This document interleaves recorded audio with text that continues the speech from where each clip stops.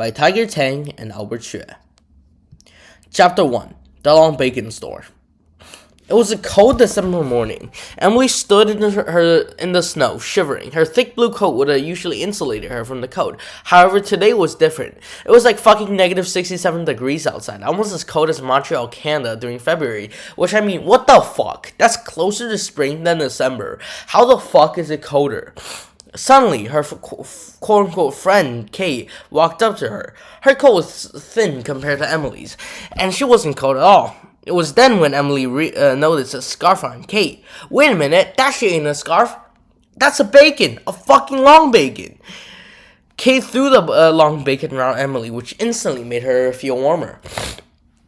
Where did you get such a long bacon? Emily asked, staring at the elongated piece of cured pork wrapped gaily around the two of them. Long Bacon Store, Kate answered. They might have not realized this now. However, this conversation will lead to the gayest and most eventful day of their lives. We must get more, Emily announced. Follow me, I know the way, Kate responded. They ran through the streets, bacon still very much wrapped around them. Then we ran through McDonald's, the KFC, and Panda Express for no fucking reason until there it was. The gigantic vendor of bacon, the store of miracles, the Long Bacon Store. This was no ordinary bacon. This was long bacon, specifically bacon sourced from Quebec, Canada. It's long Canadian bacon, guys. What's not to love? It's so Canadian, in fact, that just stepping into a 50-meter radius of the store, the definitely not girlfriends already hear, "Oh, Canada," blasting everywhere.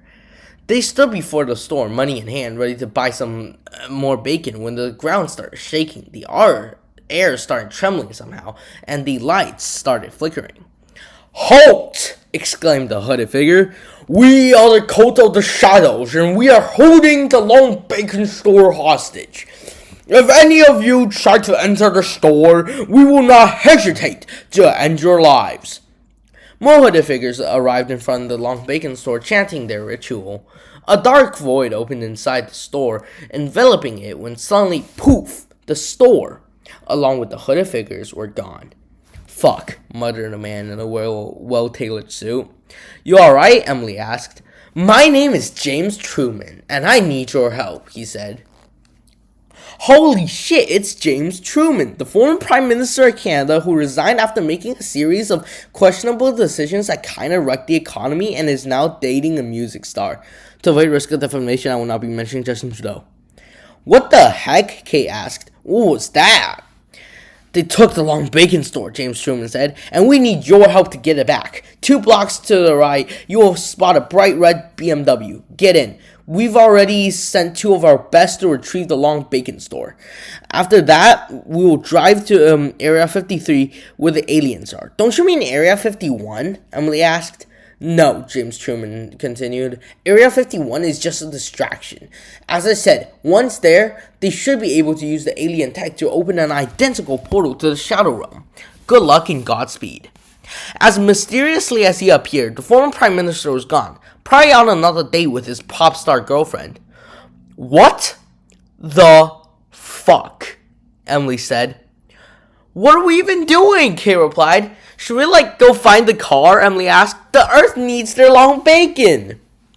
"There it is," screamed Kate. "The car." Inside the car were 2 men, one Asian, the other one African American. "Yo," the Asian said, My name's Bernard, and that's Cornelius. I heard you're going to find the Long Bacon Store." "Hop on," Cornelius said, "'cause we heading to Area 53. Chapter 2. Somewhere in Nevada. Traveling long distances is never pleasurable, especially when the fate of the Long Bacon Store is at hand. It has been 2 days since James Truman has sent the 4 of them on this monumental mission to save the Long Bacon Store.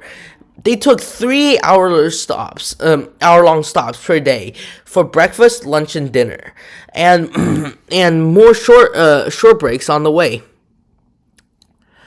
The first day was rough, cause this dumbass Cornelius almost crashed the car into a fucking ditch because he thought he could pull an all-nighter. He can't.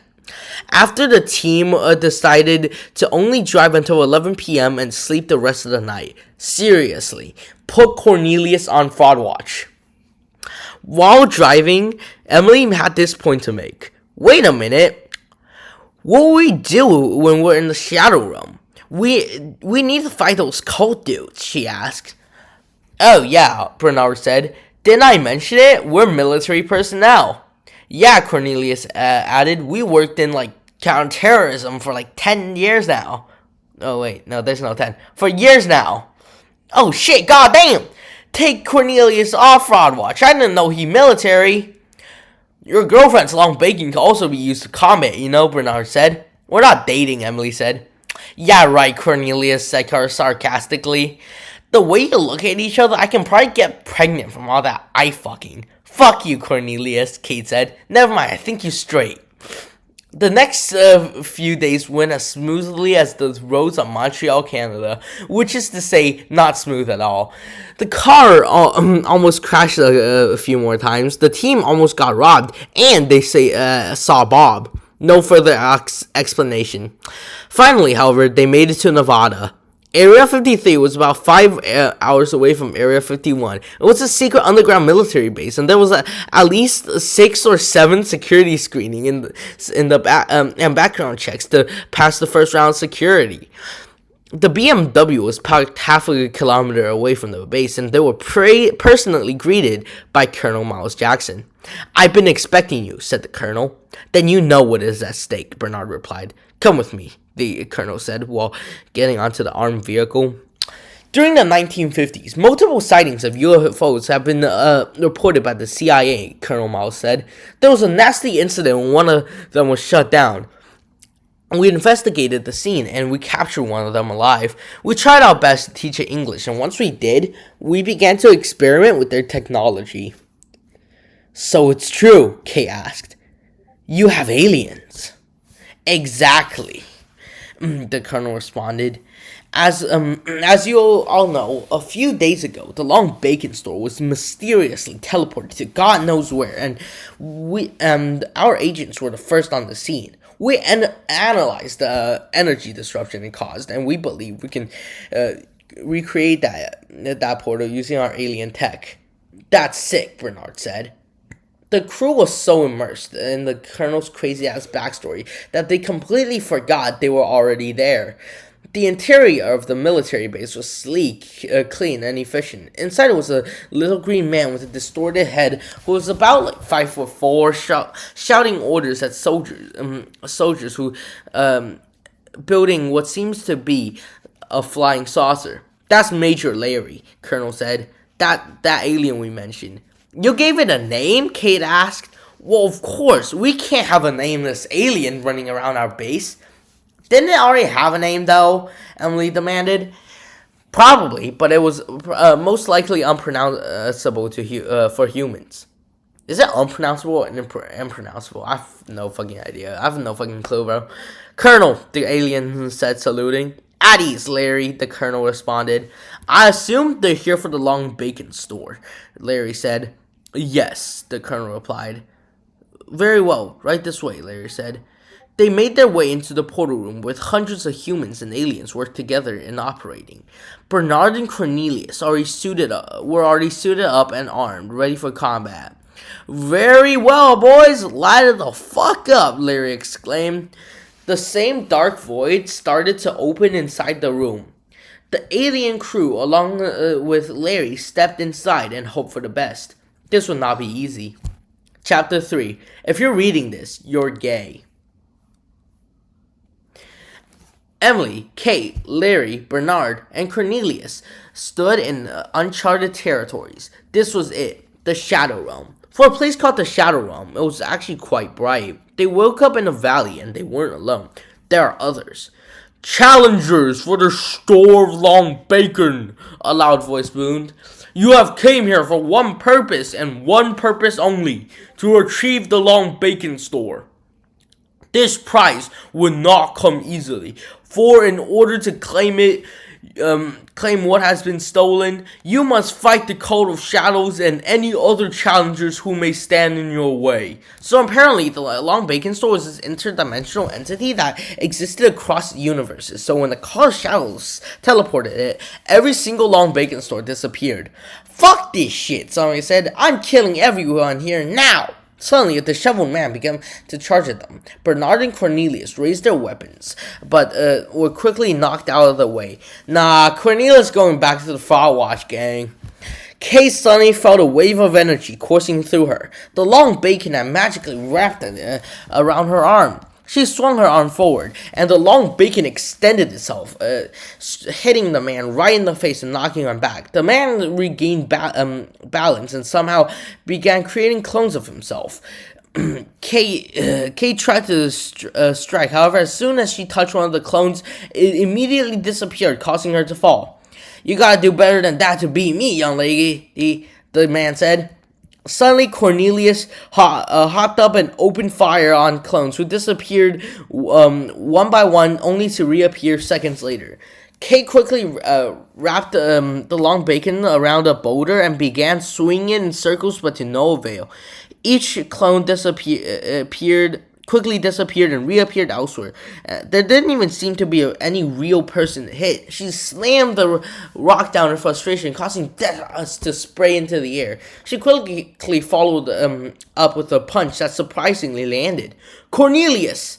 Kate shouted, I think I know his weakness. Way harder, sweetheart, Cornelius replied, throwing a grenade in the air. He then quickly shot the grenade midair, causing the blast to kill multiple clones. Cornelius then lined up the ground with smoke grenades, obstructing everybody's vision. He then quickly opened fire on the crowd, killing numerous clones, while the rest of the team joined in, obstructing the old man's view and killing his clones until only one remained. Stay back, Cornelius ordered. He tossed his pistol on the ground and instantly reached for it in an attempt to shoot. Cornelius, however, was one step ahead, for his M16 rifle was already trained to the man's head. With one swift bang, the man's life was no more. Oh my god, holy shit, I'm sorry I ever doubted you, Cornelius. Nah, you are moving like crazy during that fight. You're like one of the first people to figure out that he needs a clear line of sight and time to react to dodge. Oh my goodness. Nah, this guy's staying off Firewatch permanently. Let's keep moving, Bernard said. In the distance, they heard another set of voices. No, I will absolutely not allow you to fly your way to the Long Bacon Store, one voice said. You understand I can fly like 50,000 kilometers with one somersault, right? Another said. Nah, gee, we gotta walk, the first voice said again. The voices grew closer. In front of them stood 4 figures. One was a monk, dressed in bright red, mounted on a majestic pony. The other, a humanoid monkey, dressed in robes and light armor, holding a metal staff. Behind him, a humanoid pig wearing black and using a rake, and another monk, dressed in gray, and a necklace made from black beads, holding a crescent moon spade. Yo, I know who you are, Bernard said. You're Tangxin the monk, you're Sun Wukong the monkey, and you're Zhu Baijie the pig, and you're Xiao Zhang the other monk. And is that the dragon horse? You're goddamn right, Tangxin replied. Holy shit, guys. You guys are like book characters from a novel I used to read, Bernard said. You're like gods. What now, Cornelius asked. Well, we have no idea who you are, so why not introduce yourselves? Sun Wukong asked.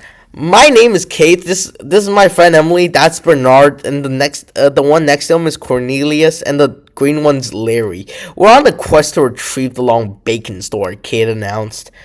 I mean, we do have a shared agenda, Tungsten said. Why not work together for now? Wait. Why do you want the Long Bacon Store anyways? I thought Buddhists don't eat pork. And that guy's a pig, Cornelius asked. That's Islam, you dumbass, Bernard replied. Nah, bro, he's right. We are vegetarian, and we're on a quest to retrieve the Long Bacon Store for our people, Tungsten said. We should settle down for the night. It's getting dark, Larry said. Oh boy, Drew, I just said. It's dinner time, guys. Chinese food is built different, bruh. Just 5 minutes in, our long baking gang was already hooked. That shit is as addictive as weed. I swear to God, you can't walk 10 minutes in Montreal, Canada without smelling that disgusting odor. Thank you so much, the real version of James Truman, who had the magnificent idea of legalizing that shit. I mean, I guess the point of legalizing cannabis is to try and regulate it, but that shit is anything but regulated. While in China, I've never smelled cannabis in my life, but here in Montreal, it's fucking everywhere. Moreover, if you smoke weed, cigarettes, or vape, don't do it in public. At least have some basic human decency to stay away from others so they won't have to breathe in the disgusting secondhand smoke. I've seen students vape everywhere from buses, bathrooms, you name it. If you vape, that's your business. If you don't understand that it's horrible for your health, just as addictive as regular cigarettes, that's fine. That's your business. But keep that shit out of my business, man. I don't want my personal space violated by vapor smelling like bubblegum, watermelon, or whatever other flavor specifically designed to take advantage of minors. The entire vape industry is just horrible in general. How are kids getting their hands on this stuff? Wait, what was I talking about? I got a little carried away there. Alright. Our long baking gang camping. So let me get this straight, said Bernard. You're from the Tang Dynasty, where Chinese mythologies exist in real life. And you also speak perfect Gen Z English? You pretty much got it, Shaka Shang. And the two of them are like Tungsten, asked Tungsten, pointing to Kate and Emily. Yeah, totally, they're gay as hell, Cornelius replied. I'm not fucking gay, Cornelius, and get a fucking job, bitch, Kate yelled. Yeah, she's definitely gay, Cornelius said. $10 as they sleep together tonight. I bet, Song Kong said. The sun rose, casting rays far into the distance, waking the crew. The sky was a boring shade of grayish beige, kind of like every morning in London, England. Bitch, you owe me $10, Cornelius said. Fair enough, Song Kong said, handing him a crumpled up $10 bill. They continued down the valley until they reached a cliff leading down to a pit. Inside were people, a lot. All of them trying to kill each other. And do you know what this idiot's Kate's first reaction to seeing people trying to kill each other is? We have to investigate, she said before jumping down, using her long baking to break her fall. Emily followed suit, however, the others weren't as eager. It was then when a cultist appeared in front of them. The aura around the cultist filled the team with anger. Instead of attacking the cultists, the team was urged to jump down as well. One by one, they jumped into the pit. Once there, they had a sudden urge to kill. A little help, guys? Kate asked, fighting off the other people with her long bacon. The others disregarded her request and got straight to fighting. Sun Wukong, Shaka Shang, and Zhu Baqin started rapidly swinging their weapons at random targets. Cornelius and Bernard, who are usually trained marksmen, began to fire mindlessly into the crowds. Larry just randomly started to zap people with his plasma blaster. Tangsen, however, didn't directly rush into battle and was quite flustered. The white dragon horse, however, instantly charged at the others, stomping on them with his hooves. Guys, Emily shouted, stop fighting, I found a way out. The team continued to disregard her statement. Listen to me, Emily exclaimed. She approached Bernard, only to be struck. Bernard slammed the stock against Emily, knocking her to the ground. He aimed the rifle at her head, however was quickly knocked out of the way by Kate, using the long bacon. You alright? Kate asked, tugging Emily, pulling her up.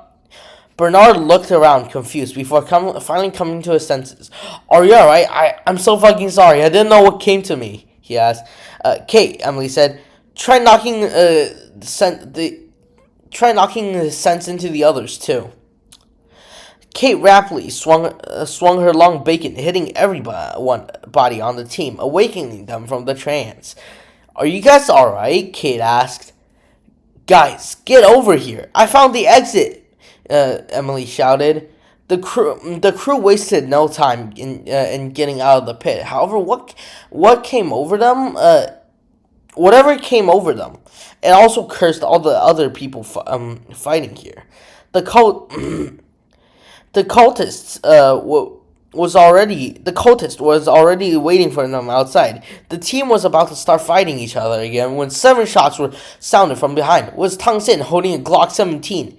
Instantly, the cultist fell to the ground dead, ending his influence on everyone. Again, sorry for the ass, for like the ass voice acting, but my friend Albert is making a much better version, man.